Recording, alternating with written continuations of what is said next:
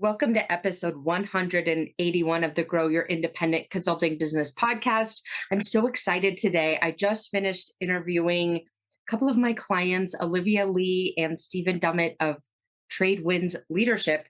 And I wanted to bring them on the podcast because they have such a unique story to share. While at the same time, I think you'll find so much common ground with them. Some of the highlights of the conversation were about niching down and choosing a niche and the resistance to doing that because of the worry about leaving money on the table and how they overcame that. We also dove into what it's like to run a consulting business effectively as a romantic couple and balancing that personal life with professional life, and really dove into sales mindset and shifting out of that worry about being too salesy and how to do that. And Stephen and Olivia both share a lot about what their experiences have been like in really transforming from a business that Stephen was running himself as Stephen Dummit LLC into a micro boutique that they're running together called Tradewinds Leadership, and the steps that they took to get there.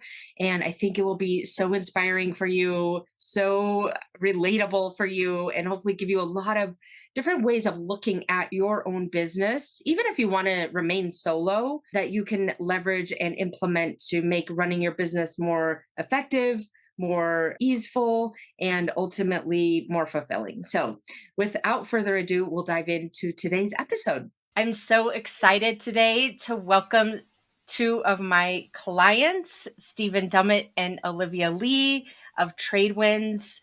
I cannot wait for you to meet them and hear so much more about working together as a couple running a business and the journey that they've had in building out their consulting organization, and so many lessons learned that I think you'll benefit from here today as you're listening. So with that, I would love for you to introduce yourselves. If we could start off with that. Stephen. All right. Melissa, thank you for that warm introduction. Stephen Dummit of Tradewinds Leadership, and I am the Director of Operations, and I handle most of the things that we're doing in the business. And I'll pass it to Olivia. All right, Olivia Leigh, and I'm the Director of Strategy, so to speak, to Stephen's Director of Operations, and mostly working on the business. So that's how we try to delineate a little bit. But we all know with just two of us, we're doing a whole lot more than just that. Those are kind of the general boxes. That's amazing. I wanted to have you on the show here today because you've made such incredible progress this year in terms of evolving your business and strengthening the business foundation and really making a standout brand and positioning and messaging for yourselves and the company. And so I think it will be so inspiring for other consultants to hear the journey that you've had. And if you're game for it, sharing the ups and downs along the way that got you to where you are right now and are helping you to move forward. Because you may agree with this, it's a very lonely process out here. Although for you too, you have each other at least. But sometimes we think we're the only ones struggling with certain things. And there's so much commonality amongst all of us in the consulting world in some of the challenges that we face. So that's why I was hoping you would come on today. I'm so glad that you agreed to share some of the behind the scenes in where you were and where you are now from the last few months, and kind of sharing your secrets, if you will. So what I thought we might start off with is just talking a little bit about where your company was in a year ago, if we look back, and what it is that you were focused on and what the challenges were. And then we'll kind of fast forward to what it looks like now and then talk through some of those key pieces of the journey. So if you're game to start with, kind of what did it look like last year? Your business. Yeah, I'm more than willing and happy to share my story. I think storytelling is how we all relate the most. I would say 1 year ago, the business was not even a shadow of what it is today. 1 year ago, it didn't have the name Tradewinds Leadership. Wasn't quite sure what the focus was. I just knew that I had a passion for wanting to help people in facilitating and in coaching.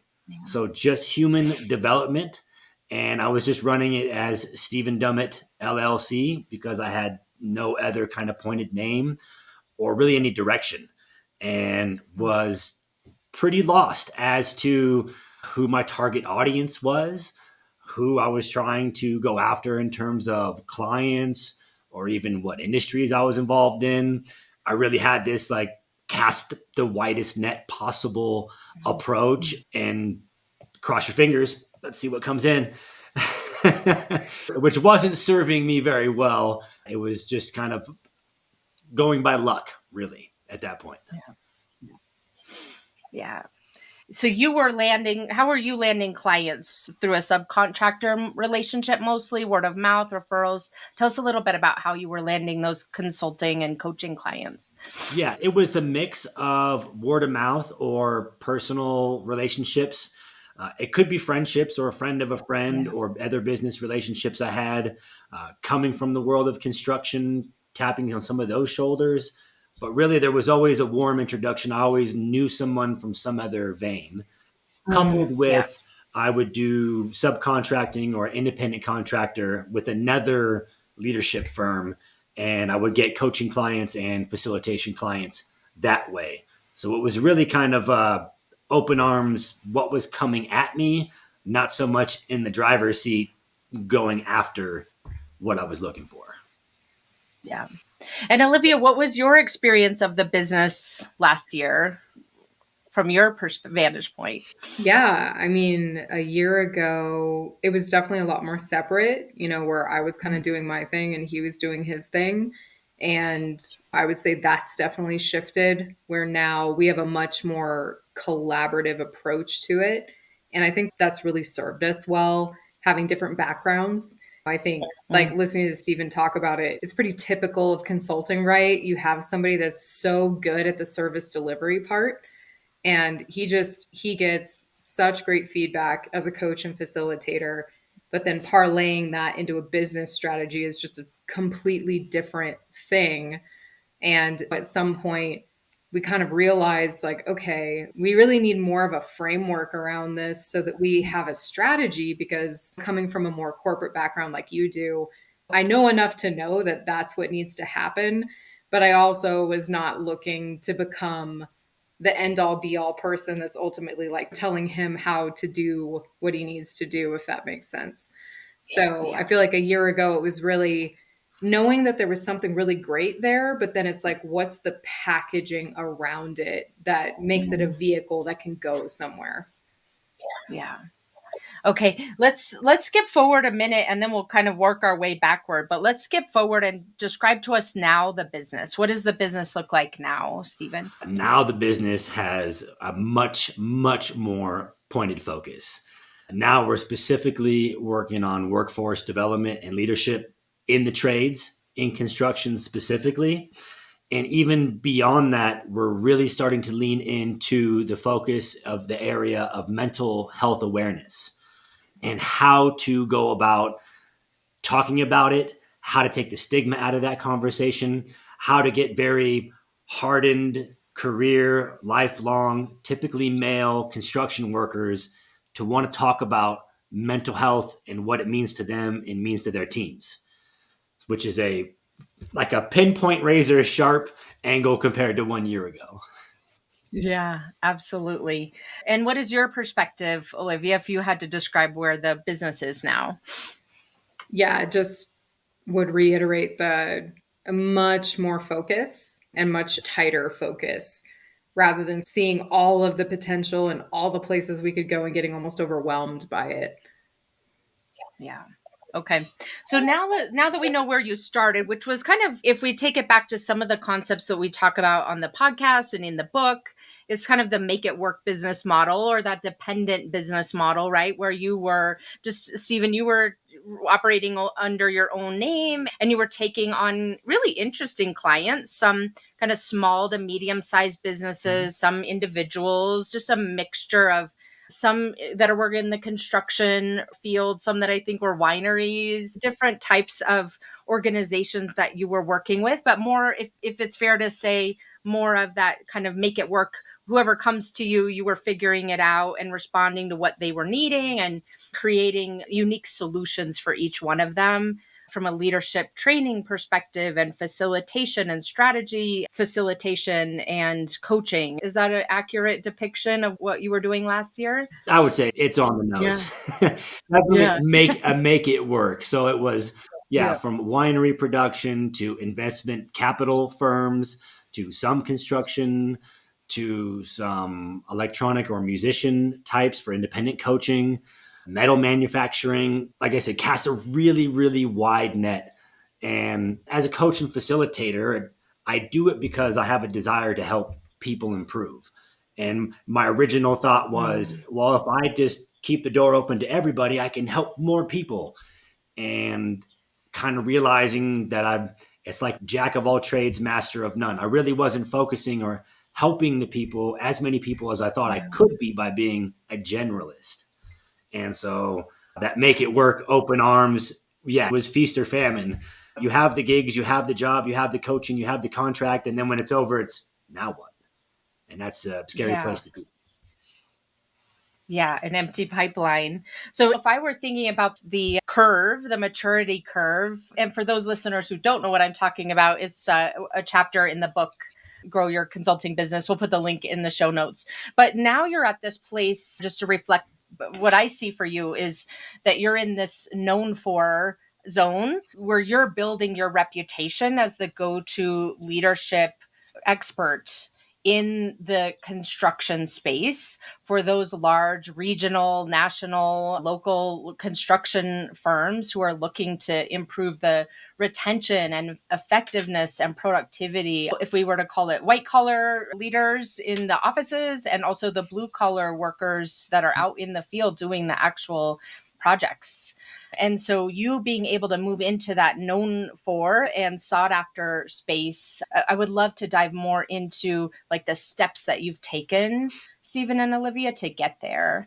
Before I do though, I want to make sure I didn't put any words in your mouth. Does it feel like that's where you're at in the maturity curve? Most days anyway? Yeah, most days I would say that's pretty accurate. And it's really just the maturity curve is identifying that identity and not being the generalist. So now focusing on the construction industry, and Melissa, you put it beautifully. It is white collar and it is blue collar. And one of the things that I would see coming from construction myself and then being in the leadership facilitating space and coaching space is that many construction companies really focus their leadership or their additional training on that white collar side. And until the blue collar workers work up to a certain level where they're running crews and have one foot in the office and one foot in the field, that's kind of where a lot of their training and team building strategies training starts to come in. And I felt that was a huge gap, that being someone that comes from the field and knowing how dangerous it is at times, how much pressure is on you at times. There's extensive hours for most people working in construction. So working 12-hour shifts is very common for a physical, laborious kind of job, even if it's a skilled trade. And not having any of those team building communication skills was really a detriment. And I saw that there was a need to be there. So I put myself right in that space. So, like you said, that identity for people to start knowing that Tradewinds Leadership, we want your whole company to be able to communicate effectively. And the culture that's at the top could be the same culture that's all the way down with the boots on the ground if it's treated that way. Yeah.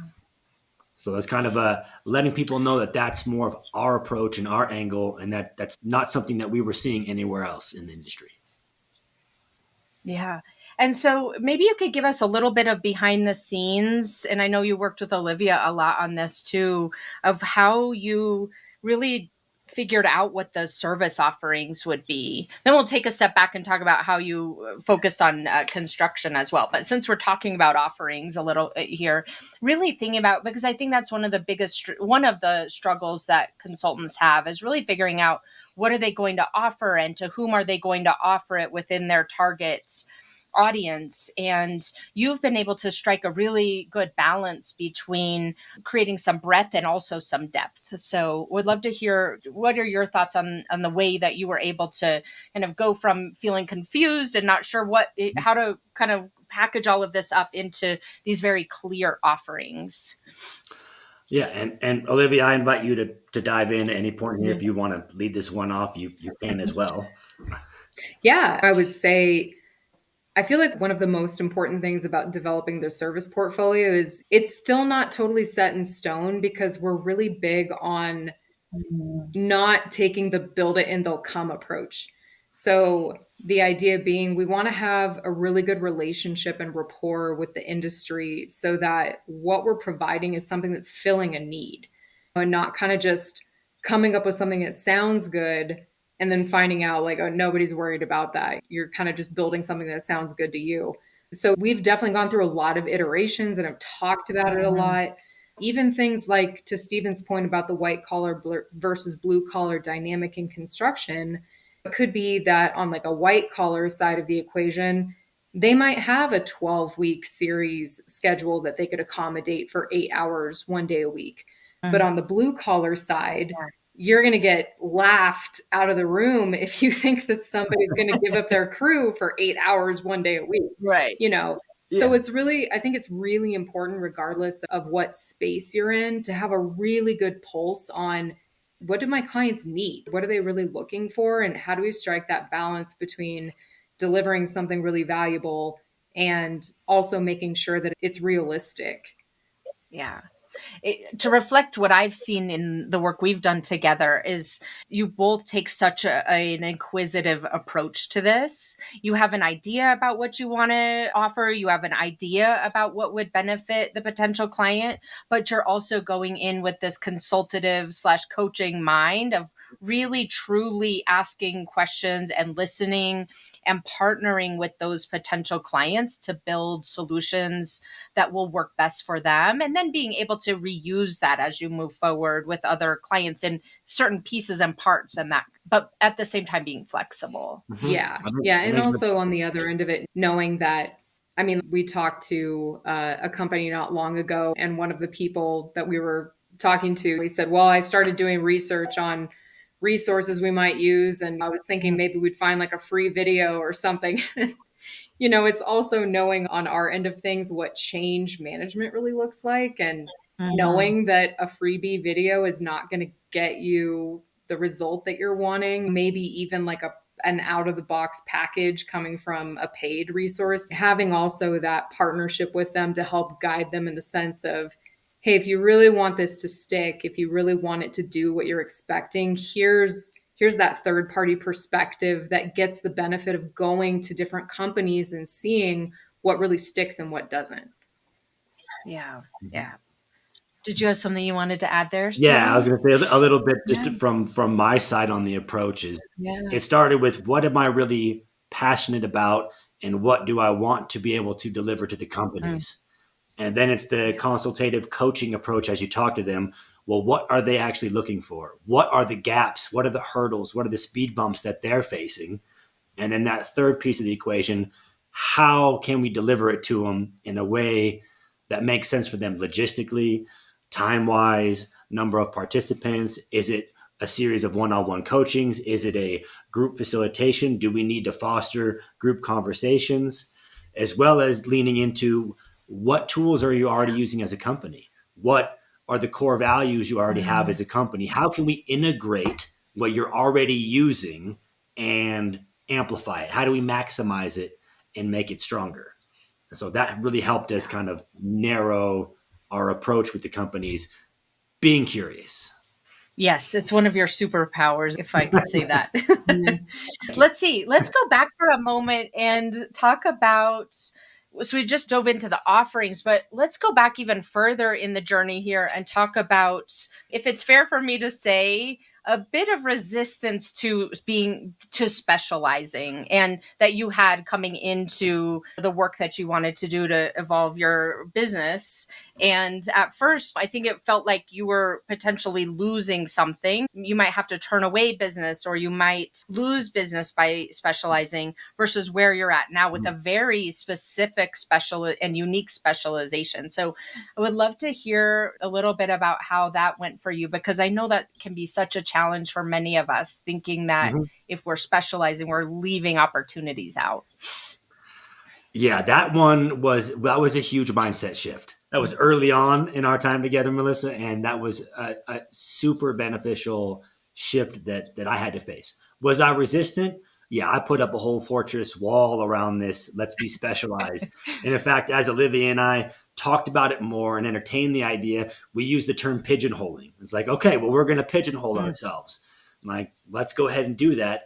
And realizing that when you stay general, you think that you're going to talk to so many more people, and maybe you'll Mhm. get 1% of this 100,000 people. And if you're lucky, but really, people are Yeah. looking for a specific answer to a specific problem. And if you're very general, you're not going to be a specific answer to a specific problem. So, starting to let go of that original mindset that the more people I can touch, the more potential clients I have, that was the limiting belief that I had to wrestle with. And once we kind of Yes. eliminated that and we started focusing on, well, what is real to me? I grew up in construction. Construction is very real. Okay, that means the wine industry, it's next to it, but maybe that's not the focus. The capital investment industry, finance, okay, again, involved, but maybe not our focus. What do I inherently know? What people can I inherently speak to authentically? And as we went closer and closer and closer to that razor's edge of being specific, it became more and more clear exactly my purpose and why I'm here and who and how I can help them. And what it's done from when you and I first started, Melissa, to now is that people recognize you for that specific space. So now, when it's how do we speak to our foreman level, supervisor level, people in the field, that the blue collar we mentioned, my name, Stephen Dummit, and Tradewinds' name for me and Olivia gets thrown in right away. And even more specifically is now in this mental health awareness space. How do we speak about that? When Mm. really the root of all of that for mental health awareness starts with communication and how we communicate with one another as humans, which is right up the alley of all the leadership training and something I'm very educated in. So the closer we got to that razor's edge, that fine point, the more people were able to quickly attach it to the Tradewinds name and then pass it on to another company or pass it on to another reference. But I fought it at the beginning. Yeah, that was tough. Yeah. Olivia, I'd love to hear your perspective of this, because you've been such a sounding board, I think, and also doing a lot of the messaging and positioning and some of the website development and marketing, all the things. So I would love to hear your perspective on how this has evolved and any resistance you might have had at the beginning and where you are now. Yeah, I think it's probably pretty normal for people to feel a bit of nervousness and fear on the front end of, I need this really, really wide net because I need numbers. I'm looking for a break. And it seems counterintuitive to narrow things, but when you think about it, if you're looking for a resource in anything in life, like if you have a plumbing problem, you're not going on Craigslist and like posting about like, I'm looking for somebody that knows something about it. Like you go find a plumber, right?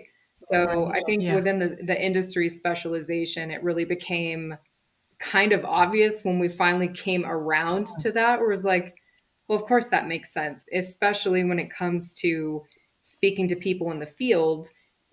Stephen is a construction guy, and that carries a lot, honestly. Just like Melissa, if you walk into a consulting conversation with somebody that is coming from a more corporate background, knowing the language and understanding their issues, it's just that credibility that you get in the bank right from the bat is really so invaluable. And I Mm. don't think you get that if you're stretching too far. And like actually Stephen even had an engagement early on, I think, with the financial industry, where one of the questions was, well, how do you know what our industry is like? They were even kind of like questioning whether he could do a leadership training engagement, which of course we know he can, but it just carries so much weight. It's almost like there's almost like a cliquishness about it. Like, well, do you know me really? How well do you understand what I'm dealing with? I just want to point out here too, we've gone from all things to all people today. If you're listening to this, you won't be able to see it. But if you are watching this on YouTube, you'll be able to see that Stephen has a polo shirt on with the Tradewinds Leadership logo on it. And that is everything now. It's so good having come through this whole process. I decided not to wear mine just because I felt like it would look like we were trying to sell you, like literally. It'd be too twinning. Now, Melisa, can I add one more bit about the learning to focus instead of being a generalist? Is if you're watching, I'll talk with my hands, but if you're just listening, it was really scary and very daunting to try to pigeonhole yourself or get really specific. But if you think of the image of an hourglass is really a great metaphor here, is that once you kind of nail down that specific point where you're focusing your efforts and you know exactly who that target market is and what you're offering, the hourglass in the middle starts to go back out. And so what I found is that once we've leaned into the space that we're in, suddenly my network actually broadened because I knew exactly who I was reaching out to. So now I'm speaking to different suicide prevention companies all across the nation, executive directors of Safe Talk and assist programs that are on the East Coast. And suddenly I had this whole pool of people that I didn't even realize were part of my network and part of my industry until I knew exactly what my industry was. So that hourglass figure, it's tough to kind of think that you need to pinpoint, but it opens doors that you don't realize are there at the fine edge.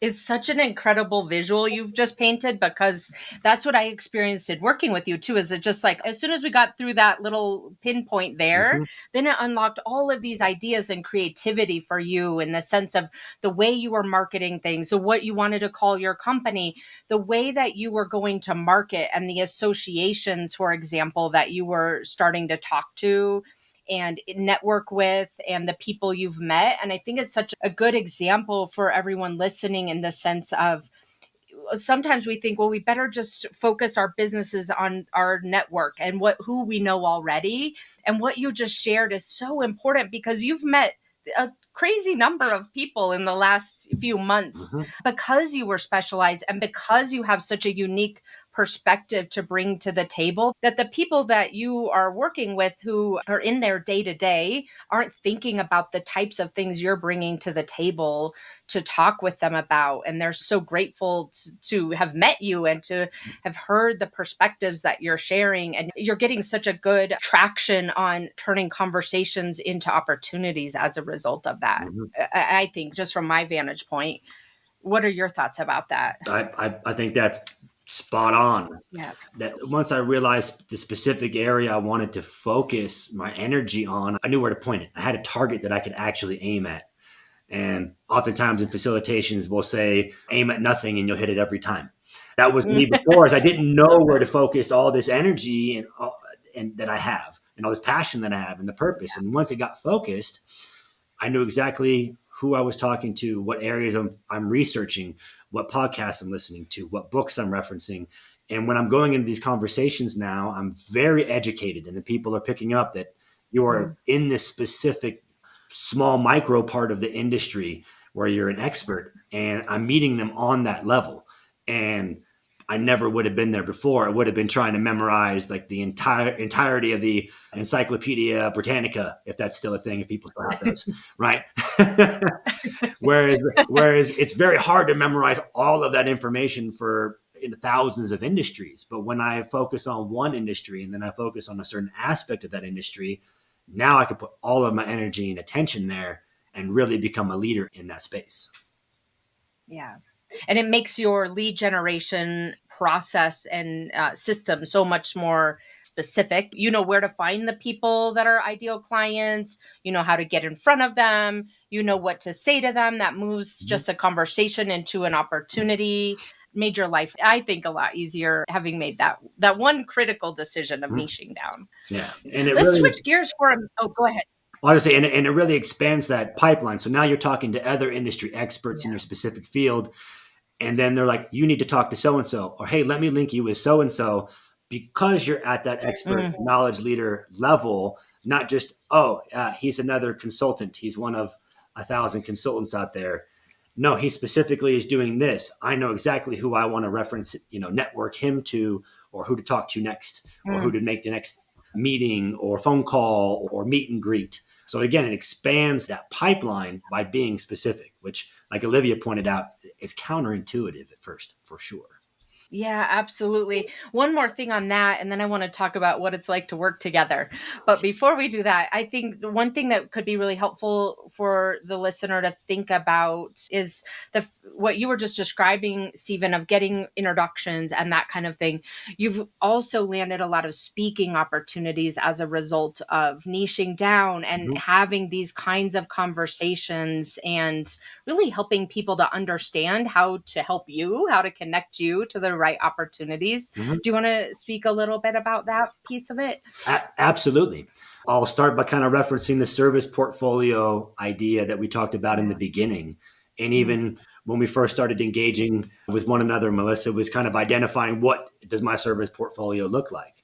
And even 6 months ago, speaking engagements or keynote speeches or being a guest speaker, I would say wasn't even really on the radar. I knew that those positions existed. And then once I started to specify and work with Olivia, and we really put Tradewinds in a specific space and direction with these companies, all of a sudden I'm getting more and more offers for speaking engagements or to be on podcasts to speak to this specific niche that we're in and we're focusing on. And so now, as part of those service offerings, yes, there's coaching and there's facilitating, always with the consultative approach. But now we're adding speaking engagements on there, which was a whole different area, a whole third leg of the table to help it stand that we weren't really focusing on 6 months ago, let alone wasn't even in the brain a year ago. Yeah. Which is paid lead generation, really, which is so good. Yeah. Let's switch gears now and talk about one of the things I love about your business model is probably a little bit mystifying for some of us who have a partner or a husband or a wife to work together. It's a unique skill set and ability for you to be partners and also work this and be partners both in life and in business. So I would love to hear more about, maybe Olivia, you can start us off here and talk about how this came to be and what considerations did you even have of, is this a good idea or not? Was there ever a reservation, and what your goal is in terms of the way that you guys interact together? Yeah. I mean, the first thing I would say is really a lot of the reason we ended up working with you, Melissa, was because, again, I was thinking, okay, I tend to be more structured and I have this background in business, and really, like, could I come up with a plan and a framework and all that? Like, I could, but I'm probably not going to be my best self if I have to do that.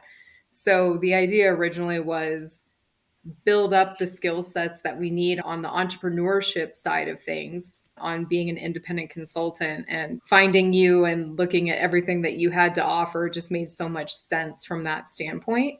Because really it is about, like, overexposure, I think, is the biggest danger. You don't want to get in this space where everything revolves around work and all of a sudden, like, all of the life is sucked out of you because you can never get away from it. There are certain things that we do that I think are really helpful. Like, we have dedicated workspaces, and when we're not working, we're not in those spaces, and vice versa. It also helps that we both have done a lot of personal development and coaching ourselves. So really getting to the place of understanding how we're different and actually appreciating those differences. And when we maybe get a little annoyed with how the other one works, realizing that it's just like a preference in how we function. It's not something to get in a fight over. And we've also become very comfortable with healthy conflict. So there are times when, like, we get to a point when we're working on something and, like, we're seeing it a little differently. And it's kind of a great exercise in practicing what you preach, right? Because that's what Stephen models for people, is how do you operate in this leadership capacity where disagreeing about something, it doesn't blow the whole thing up. So there's a lot of it that's been I would say a big growing experience in a good way. And tell us a little bit more of how it maybe came to be where you decided what roles and responsibilities are. And is it pretty set or is it pretty fluid? What does that look like as you've structured the way you work together? Yeah, I think, again, going back to our individual strengths and understanding each other's strengths really well. We're a big fan of assessments. So there are certain things like working genius and Clifton strengths, which I'm actually certified in, that have been really, really helpful. And really, it's a bit of, we've always kind of talked about it like front of the house, back of the house. I really don't necessarily need to be out there facilitating. And in terms of the audience we're talking to be honest, I'm never going to get the kind of traction that Stephen is. So strategically, that made a lot of sense. And also, I like the strategy and, like you said, the building the website and the messaging and kind of the content creation end of it. So we're lucky in the sense that that all just sort of made sense. And I think there are probably other couples out there that they're so alike that that would probably be really hard. Like they would probably be wanting to do the same kinds of things. So I think in general, we really do try to have not the boundaries are not hard line. We kind of do a little, we probably do 20% jumping over the line one way or the other, but we do try to maintain somewhat of a lane so that we're not tripping over. I don't know, Stephen, is that fair? I would say that's fair. Definitely. It's kind of a Venn diagram with a nice overlap in the middle. Yeah. From my perspective, it's definitely something to not go into lightly if you're going to be partnering with your partner in life and in business. Olivia kind of echoed, we both have worked with personal development coaches and done a lot of work on ourselves. And in fact, upon meeting Olivia, she gave me the gauntlet of Myers-Briggs type indicator, Clifton strengths, Builder 10 profile, Enneagram. And so it really helps knowing a lot of these different assessments, what we bring to the table each, as kind of, we had a lot of that as in our background before we went into business together. And then being able to step back and identify what are our compliments. I love to be up in front of people. I'm probably one of the biggest capital E extroverts. I get energized by being in front of people, fill the room, talking to a camera right now. This is close enough because I know people are going to be listening, filling me with energy. And I very much thrive in that space. And as Olivia mentioned, front of house, back of house, Olivia has a working genius on putting polish and finesse and tenacity and creating the company to where it looks like the company. We have deliverables that are on par with the level that we want to be at. And I really thrive at getting out in front and delivering those deliverables to people. And I think a great tool that we recognized early on that we use, and I'll share this with you and your listeners, like I said, I'm an open book, don't mind sharing, is in conversations we'll ask ourselves, are we wowing or are we howing? And that's sometimes I might be idea generating and I'm up in cloud 9, feet off the ground, space helmet on, trying to connect dots. And Olivia will grab one that resonates with her. She'll start howling. And suddenly we're on different paths. And it's like, hold on, hit the brakes. Are we wowing or howing right now? And the inverse is totally true. Olivia ideates as she starts going down her paths and I grab onto one and here's how I can make that thing happen in real time. It's like, hold on, which one are we doing right now? So those are like one of many tools that we use to stay focused on the conversation and where we're going and where each other's at in the moment. So it's a careful balance. And I would say the biggest word, if I had to add any words on all of it, it's boundaries. We've been grinding long enough on this idea, like, let's just hard stop this at 6 p.m. and let's have dinner and just be a normal couple now. Yeah. Or let's have a normal morning. We won't really dive in and start this stuff until this time. And even beyond that, we calendar things with each other during the day. It's not just I can pop in and, hey, I got this thing I need to run by you. It's like, okay, hey, tomorrow, what do you have between 10 and noon? I'd like to get a half hour on your schedule so that we treat it like a professional business that it is. Yeah. I need this 30 minutes uninterrupted and I'm going to dedicate my time and I'm asking for yours. And she does the same back to me. So it's been an interesting way of figuring out these boundaries and how we communicate and how we complement each other to create Tradewinds. just knowing the two of you and having worked with you together and separately a little bit, it's what you've shared today is so valuable, because the techniques that you're using with your clients, either with them directly or Olivia with you helping to build in terms of assets for the organization, to be able to apply those to yourselves and really test them out and keep iterating through them through your own company is so valuable. And I just really appreciate you sharing the behind the scenes of some of the practical things you've done too to make the boundaries work. And it's a fluid situation, and having that communication sounds like it's the recipe for success. Hopefully anyone who's listening that wants to either work with their life partner or some other partner more on the business side, or just wants to set up a business structure that isn't solo, what you are showing us here today can be such a good start to the blueprint. So thank you for sharing that. Communication is key. Let's shift gears. Say that I just again, said, Stephen. communication is key. Yes, this is true.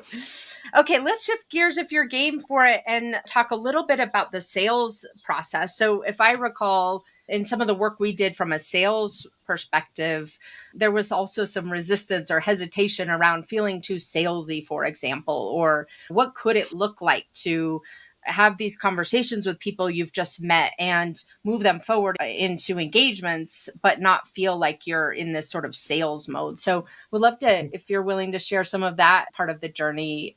That's another thing that consultants get tripped up on so often. Yeah, absolutely. As soon as we entered into the sales portion of working together, my brain went right to car salesman. And anything that I was doing, I felt like I was being a pushy car salesman.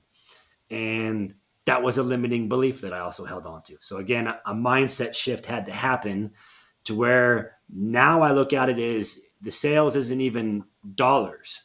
I'm going to establish a relationship with somebody that I want to continue working with over and over and over again, and continue to help them and their business grow and thrive. And so when my mindset is now, I'm just going to form a meaningful relationship with somebody, all the sales stigma went away and fell to the wayside. And now just authentic Stephen comes out, not salesman Stephen, or I need to have on the suit and tie and whatever car salesman. If you're a car salesman, I don't mean any offense, but, but changing it from the idea of sales being this icky, bad word, negative connotation that I was applying to it, to relationship building and communicating, which I love. And so that was the huge pivot in my mind, is just approaching it from a whole different mindset. And Olivia, you do a lot of work with Stephen as you're preparing for different sales conversations and presentations and solution development. We would all love to hear your perspective on how has the sales process evolved as you've been part of it as well. Yeah, I think definitely the mindset of shifting away from the idea that there's a number you're trying to get out of someone and moving more to the idea of, if this is the right solution, if it's the right approach, and it's the right timing for them, they're going to say yes. And not putting so much pressure on it, I guess, because I think that's the battle of being self-employed. Is there are times when you can feel like you need to make more progress, you need to keep the momentum going.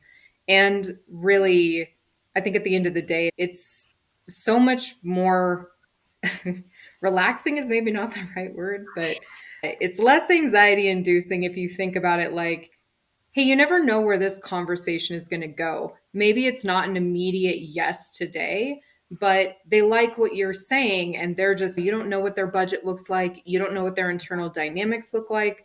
There are so many things that could make it just completely not about you if somebody decides not to move forward in that moment. So I know that's something I've really worked on, is trying to think about it in those terms, because it's sort of like, I mean, this is really old school now because everybody's online dating, right?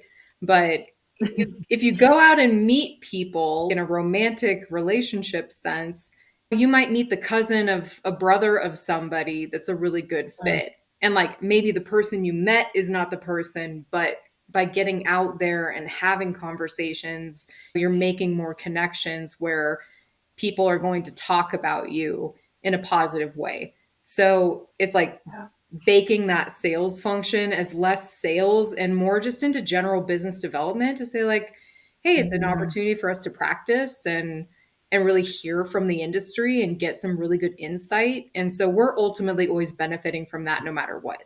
Yeah, it's coming from the abundant mindset of there's so many opportunities out there. I think one of the things, if this is fair, Stephen, if I misremember it, you correct me. But there was a point in time where your thought process was no one's buying anything over the summer because of the cyclical nature of the business and that you're in, the industry that you're in.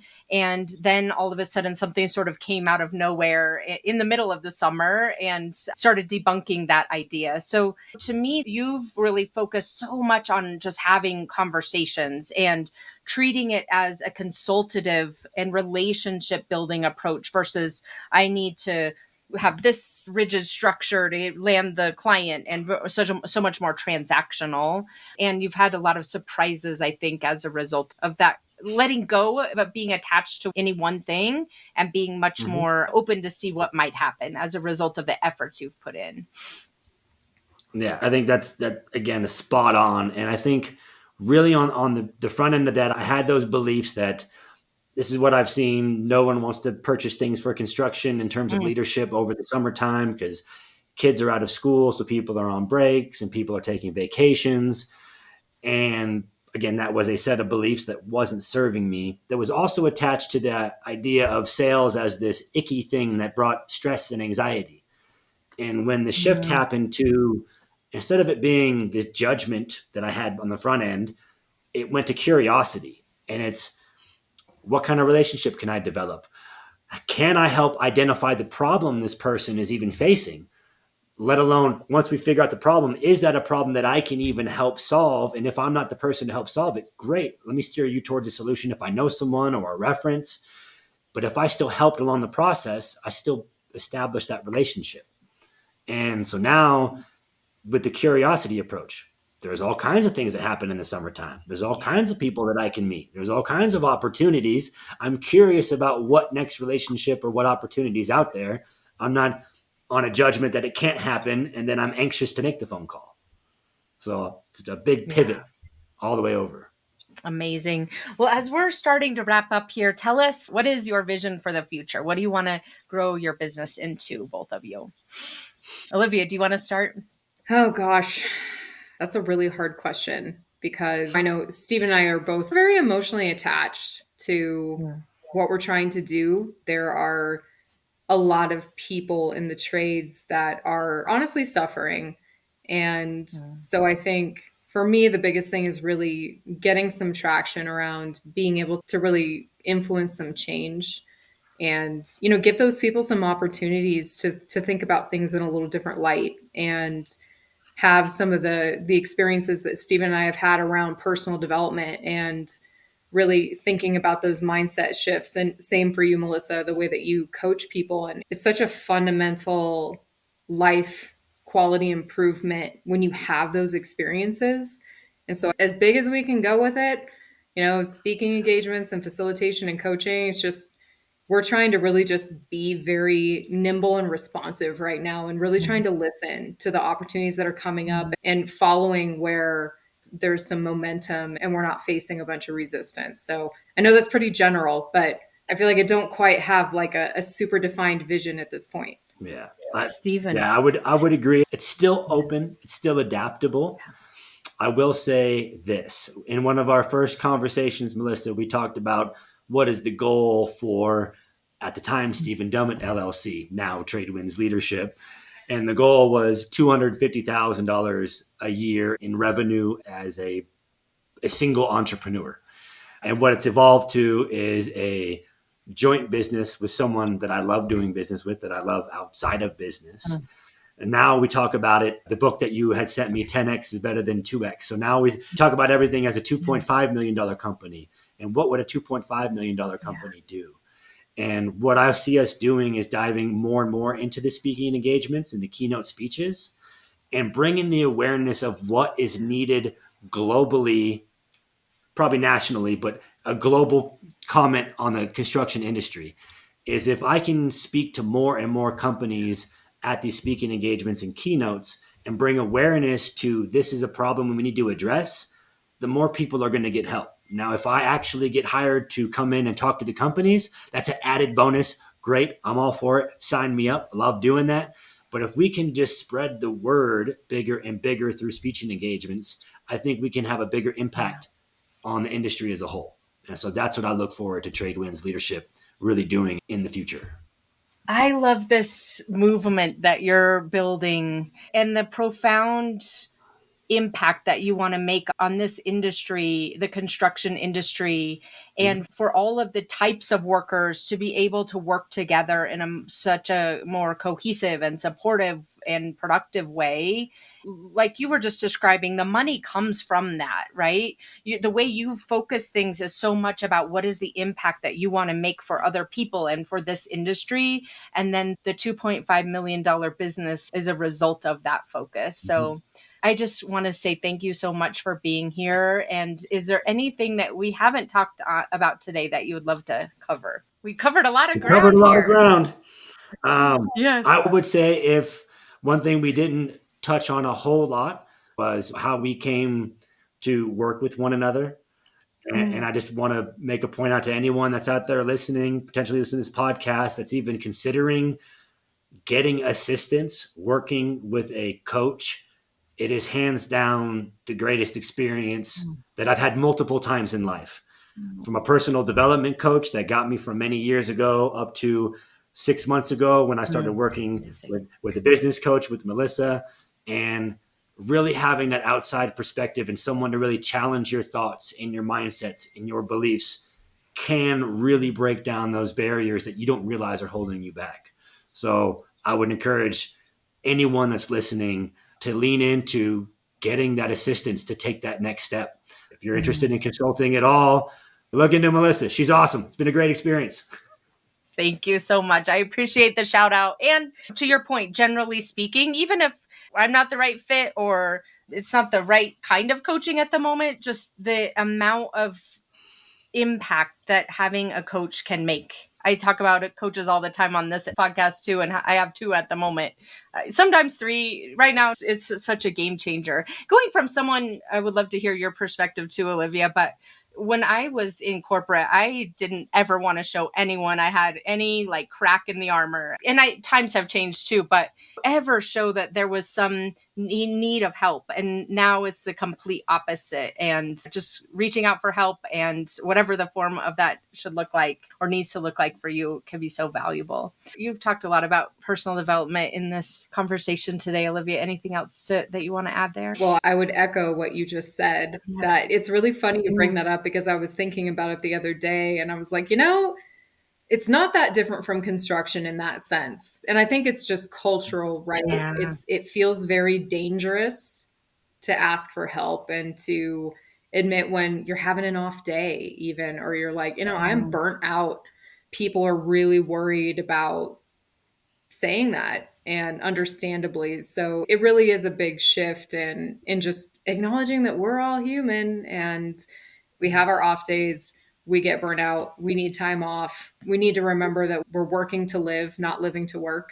So that's definitely the kind of the core belief that we're operating around, is really everybody deserves the dignity of going to work and feeling good about it and not grinding through life. Like, this is just so depressing.